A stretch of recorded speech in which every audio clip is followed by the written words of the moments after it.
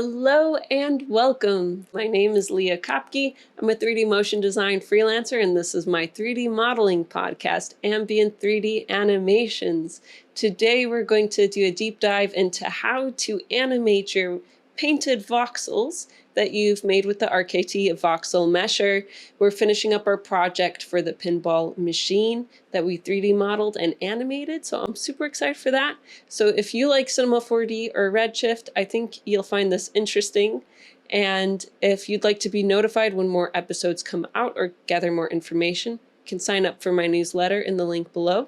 If you like this, give it a thumbs up. But let's go ahead and jump into Cinema 4D. I just want to briefly show you an example of this project, animating. So this is the end result. I did go back and finesse it over a period of time, so you may notice that I've made little changes between the different intros for the series.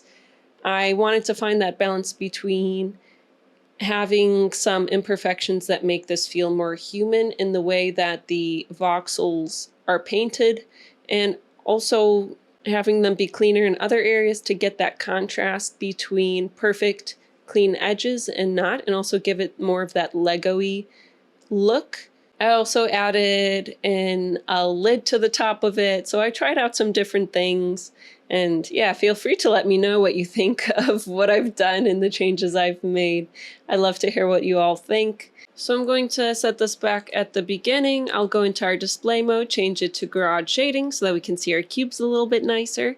And I'll go ahead and hit play, and you can see how this looks within my actual viewport. So you can see it takes a little bit longer to animate in the viewport itself because of the calculations going on. And I have not cached this out. You could if you'd like to. And some things I'd like to go over is you can see that I did try out a lot of different camera perspectives before I decided to move forward with this one. I also added in a backdrop. You can find that within here, your backdrops. And that backdrop I had actually lit with two lights. I have a blue redshift light and a red redshift light that you can see a little bit more in this top view. And these are directed towards the backdrop so that we get these pretty colors in here on the background.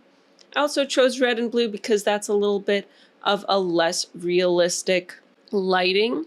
And I want to mix the more arcade type colors with the colors that you can find in real life. So I also added in a redshift sky to give it a bright, cheerful, sunny day feel mixed with the arcade lighting with the colored lights. And I want to show you on one part of this pinball machine how I animated it, because the same procedure applies to everything. I just offset the timing for different parts. So I'll show you on one object, and then you'll know how to do it for everything. So what I'll actually go ahead and do is switch back to my pinball machine older project that I had before I had done any animation, and we'll go through the steps together.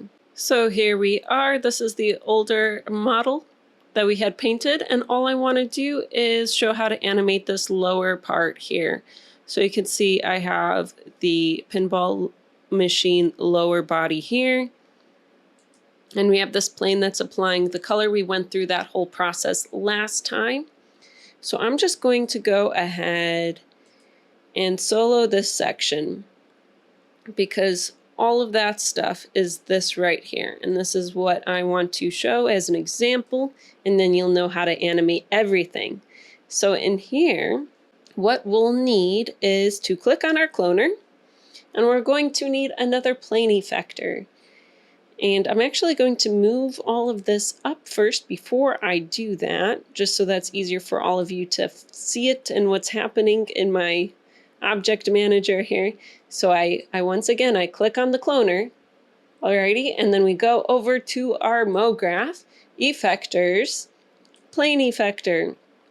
And you'll notice a few things happened, and you might be worried at this point because now there's no longer color showing up on your model. But absolutely no worries. The way we fix that is we go over into our parameter for our new plane effector, and where it says color mode, we just want to turn it off because we don't want to override the other plane effector we're using for color that's connected with our vertex tag, or sorry, our color tag.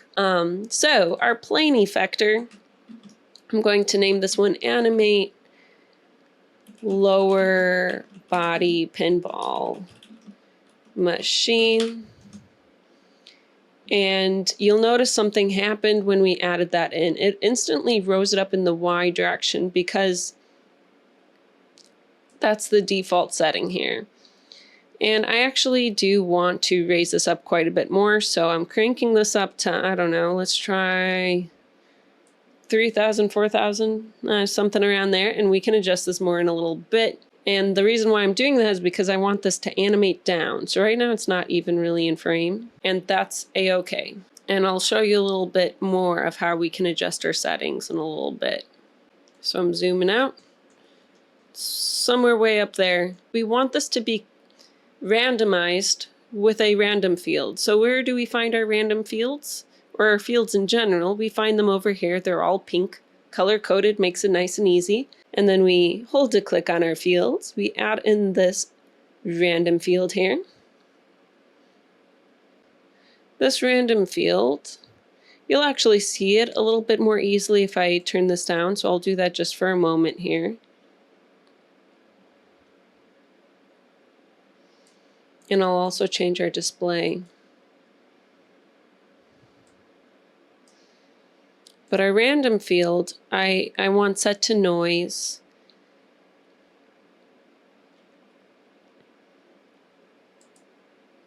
And if we click on our plane effector, you'll notice that we need to drag and drop our random field into the Fields tab for us to see it take effect. I just lowered that temporarily so that you can see the effect it has. If we adjust the scale, that'll adjust the scale in here. I can also adjust the strength of the field in here.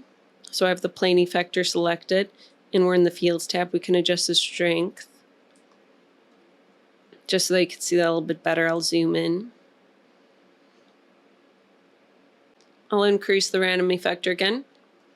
And now that you can see how that's working, I'm actually going to go back and set the parameter to be like 3,000, 4,000-ish, just so that we can get it closer to the range that I know will work. You can really play around with it. But the idea is we want to animate this thing coming down, right?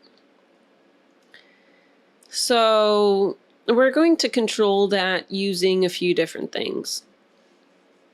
We're using the random field, and you can see the effect of that when I turn this on and off. And we're also using the plane effector. So these two are working together. This random field is controlling that position and randomizing it across the object using a field. Okay? So if you imagine a field, it has a random noise pattern in 3D space, and that's determining the height that this is moving up, because that's the parameter we chose in here. Now you could apply this to all different kinds of parameters in here, but right now we're focusing on the Y direction position. You can use this for rotation, scale, and such as well. So I wanted to give this a little bit of a Lego-y video game-ish feel and combine those together in an animation style. So when I think of Legos, I think of how they stack up in groups.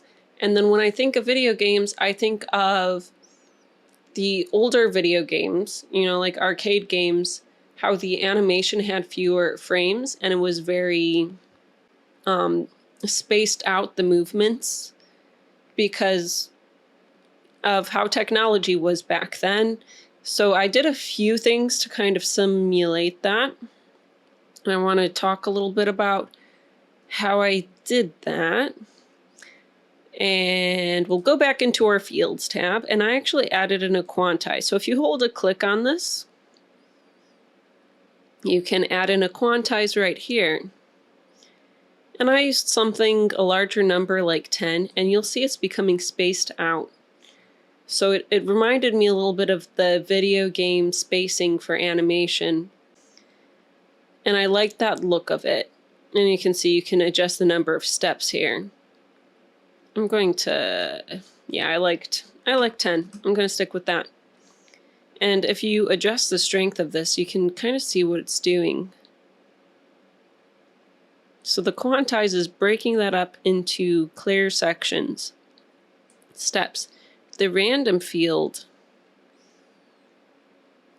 in a sense, is controlling the height, but you'll notice that if I turn off the quantize and just adjust the random field, that's what it's doing. But the quantize really makes it look cool. And when you combine these two, it kind of looks like it's animating down, kind of like in this step formation thing. That's the technical term, step formation thing. No, it's not. I'm making up words. It's okay. And now we want to animate this. So how do we keyframe this at all? Well, I really want to keyframe the strength of the random field, because that's what's making this look all steppy here. Once again, technical term, not really. And the way that I had done that is I had adjusted the blending mode under quantize. And under here where it says layer opacity, we can actually keyframe this. And this is a lot like controlling the strength. So think of maybe you're an artist and you've worked in Photoshop before. When you adjust your layer opacity, it's basically the strength of that layer, right? So very similar here, except we're affecting the strength of different things affecting the animation effects, like our fields and such. So when we adjust the layer opacity, we are adjusting the strength. So you can see that's happening here. And we want to adjust the random field. So I need to make sure that I have the right thing selected. And I'll have this at 0 frames, 100%. And then it's going to animate down to 60. And I'm just going to 60 frames. And this is going to change opacity down to here. I'm going to zoom out a little bit. And you can kind of see how that's looking over a period of time. Now remember, this is running much slower because it's running calculations. Really only a couple seconds have passed. So that's important to keep in mind. If you feel like this is too spaced out, you can also try playing around with the settings in here. So I can try playing around with, number one, the height. Maybe I want to decrease the height and bring the spacing in a little bit closer within the plane effector. So that's one way you can adjust it. Maybe I want this animation to all happen quicker, then I can grab this keyframe that we made that's controlling the opacity, and I can bring that in a little bit. Maybe we have this all happen within 30 frames, which is equivalent to a second. It just looks slower. And you can see how that looks up close too. So we have that Lego-y building on effect, and it still has that video game kind of feel to it. It's got that pixel look, which is what we're going for, and that's how I had created it. And you can play around with those settings, adjust it. You can do your own style. You don't have to do what I did. What kinds of cool effects can you get by playing with different effectors, different types of fields, and keyframing them? You can do all kinds of cool things, and the options are exponential in their possibilities. Yeah, this is wrapping up the pinball machine project. This was a huge project, so if you made it this far, or even if you just watched the whole thing without making a pinball machine, regardless of what you did, I am so happy you came along for the journey, and you should feel really proud of yourself for watching this to learn something. If you made something, I'd love to see it. That would be wonderful. That always makes my day when someone shows me their project. So you can find me on LinkedIn. You can check out my newsletter for more workshops and tips and videos and things like that, hit that like button, hit subscribe, ring that bell, and I'll see you again soon.